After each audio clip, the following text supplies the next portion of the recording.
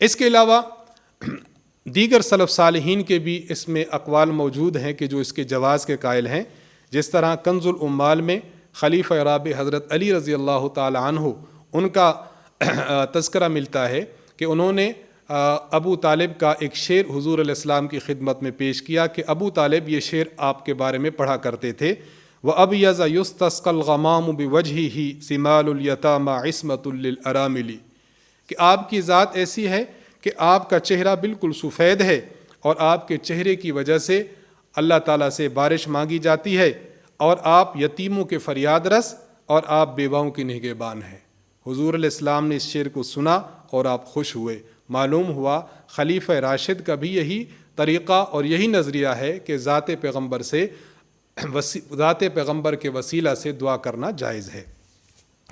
اسی طرح ام المومنین امی عائشہ رضی اللہ تعالی عنہ کا ذات پیغمبر سے توسل سنن دارمی میں موجود ہے. امام مالک رحمہ اللہ کا الشفاء بتعریف حقوق المصطفیٰ اس میں موجود ہے. امام محمد بن ادریس الشافعی رحمہ اللہ امام ابو حنیفہ رحمہ اللہ سے توسل لیتے تھے. ان کا توسل امام ابو بکر الخطیب البغدادی نے تاریخ بغداد میں ذکر فرمایا اور حافظ علامہ ابن حجر المکی رحمہ اللہ نے الخیرات الحسان میں اس کو ذکر فرمایا.